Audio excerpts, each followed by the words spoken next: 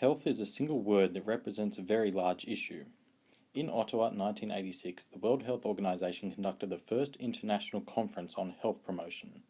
During this conference, a charter was presented, now called the Ottawa Charter, that aimed to implement action to achieve health for all by the year 2000 and beyond. The government organisation called the Australian Institute of Health and Welfare developed 9 national health and priority areas to address the Ottawa Charter. Though not an exclusive list of health issues in Australia, the national health and priority areas were pinpointed as they were the largest contributors to poor health that we could also as a community have a positive impact upon. These areas are cancer control, cardiovascular health, injury prevention and control, mental health, diabetes, asthma, arthritis and musculoskeletal conditions, obesity and dementia. Addressing health issues in youth gives them the strongest chance to live a healthy life and create a society that approaches health issues effectively. The areas I have recognised as having the most significant impact upon youth health are mental health, cancer control and asthma. Childhood is a stage in life that puts youth at a particular risk of developing mental health problems. I feel as though the reason that many mental health problems in youth go unchecked for a long time is because of the attitude that many have that it is not truly a disease. For example, being sad is just an emotion, and so people who say they are depressed need to just find a way to deal with it. Such attitudes negatively impact upon those people who suffer, as it further isolates them and does not seek to help them with a very real problem that is causing them negative health outcomes. A study in 2007 found that 14% of Australian children and adolescents had a mental health problem. One of the most alarming aspects of mental health to society is the increase in self-harm and suicidal behaviour in youth. Suicide was recorded in 2012 as a leading cause of death in youth. 9% of people who self-harm are suspected of having a mental disorder such as depression. Aboriginal youth have been recognised as being at particular risk of mental problems, with approximately 31% of 16 to 24-year-olds experiencing high psychological distress. Mental health problems are not only prevalent but on the rise in youth. Socio-cultural factors such as a person's family, peers, culture and religion all play a role in determining how much support and guidance an individual is given. Without the proper support, the problem can escalate and potentially lead to dangerous behaviour and suicide. The technology that youth are exposed to is an environmental factor that has negative mental health outcomes. The internet and social media has increased the chances of bullying, depression and anxiety in youth. Cancer is a disease that almost everybody will experience on his or her lifetime, be it personally or through someone else. There has been extensive research into many different forms of cancer, however a cure is not in sight. As age is a significant factor in whether or not someone has cancer, it is uncommon for children to be diagnosed. However, this is not to say that children are immediately safe and immune to cancer. Cancer is the second largest cause of death in youth. The main cancer that youth are diagnosed with is melanoma, testicular and Hodgkin lymphoma. In 2010, there were 11,405 new cases of melanoma reported and 1,544 deaths, with males making up a larger portion of these deaths. Across a 10-year period from 1997 to 2007, it was observed that the rates of mortality of cancer among youth remained relatively stable. The morbidity impact of cancer on youth across 2007 and 8 period led to 5,198 hospitalizations. There was a difference in cancer survival rates between cities and remote areas, with a swing of 86% survival rate in major cities and 78% in remote and very remote areas. In the period of 2003 to 2007, Aboriginal youth cancer was diagnosed at 14 cases per 100,000. In the same region, the incidence was in fact higher for non-Indigenous people. The individual factors that play a prominent role in the development of cancer are genetics and gender. A significant portion of Australia's population consists of fair-skinned European descendants, whose complexion is not suited to this climate, putting them at increased risk of skin cancer. Socio-cultural factors that influence this health issue involve the cultural values associated with cancer and sun exposure. Many youth adopt a mentality that it won't happen to me, and this leads to more risk-taking behaviour, especially in males, including exposure to sun without protection. Environmental conditions, including the geographic location and access to healthcare, have an effect upon the health of individuals' relation to cancer. The availability of specialist healthcare for cancer is limited in remote and rural areas, and this links to the survivability rates. The severity of the asthma sufferer will determine their conditions, but asthma sufferers in general report a lower quality of life than those without.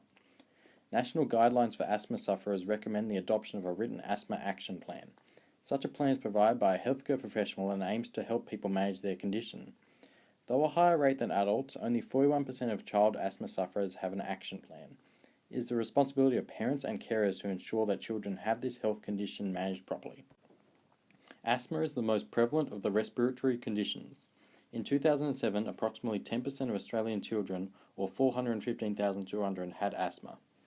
Asthma is a condition that is not fully understood.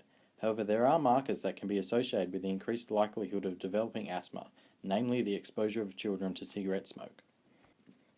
In the last few years, the prevalence of asthma has decreased. Studies conducted between 1997 and 2009 show that the number of people between 5 and 35 has dropped by a quarter and that the death rate has decreased by 45%. There are a number of factors that impact upon this health condition, but those with most significance are the socio-economic and environmental factors. Children that belong in the low socio-economic status are at increased risk of developing asthma. Families of a low socio-economic background have an increased chance of being smokers, and this coupled with the lack of education and lifestyle constraints can lead to increased exposure of children to cigarette smoke. Environmental factors such as geographic location also play a role, with children exposed to areas of high pollution such as cities are at an increased risk.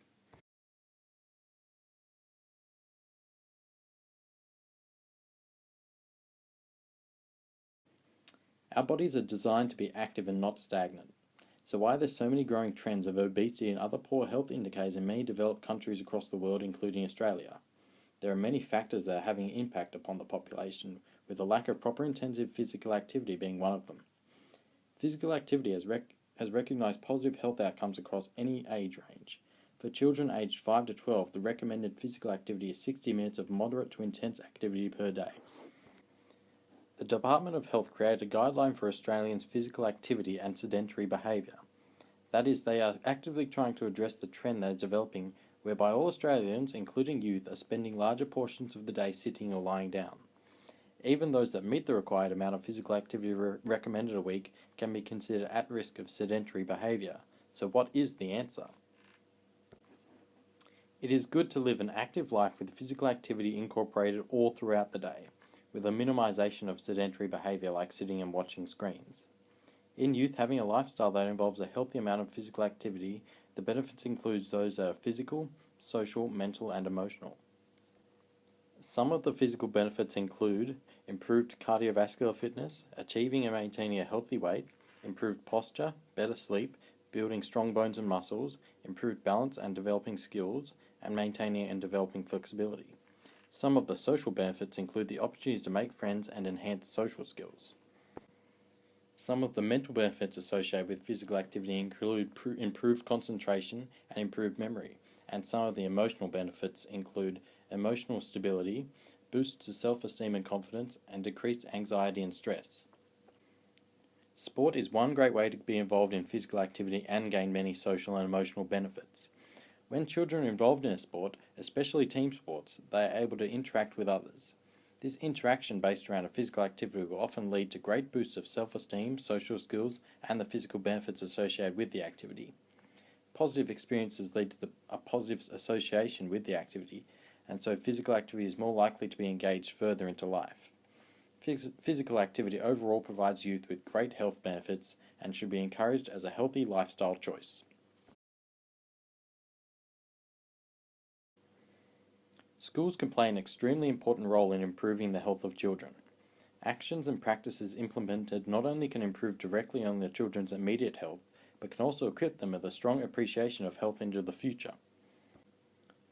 Good health practices such as eating and exercise have been declining, and this has led to an increase in children that do not fully understand their importance.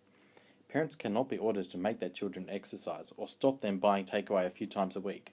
They can only be encouraged. This can be done through government agencies increasing awareness of the importance of health to parents and can also be achieved through schools.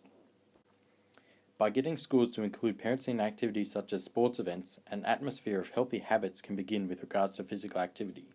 Parents can also be provided with information in the forms of pamphlets that encourage health behaviour such as diet or raise awareness of issues such as mental health. Having parents and schools both collaboratively work together towards the best health outcomes for a child has been linked to an increase in positive health outcomes for the child.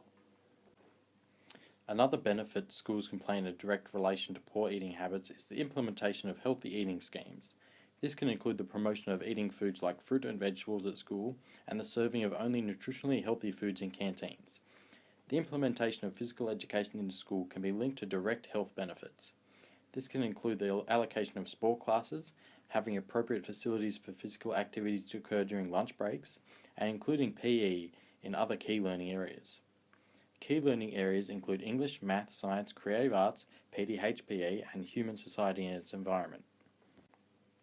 Physical education is a key learning area of its own account, but teachers are encouraged to use more than one key learning area when teaching. As such, there can be math activities that can include physical activity.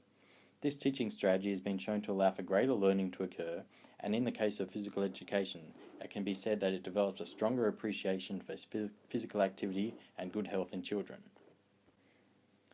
The health of society has been associated with being a reflection of the health of young people. An adult's health, including their attitudes, behaviours, and sometimes illnesses, often have their origins in childhood and adolescence. A healthy lifestyle begins with an appreciation for healthy habits.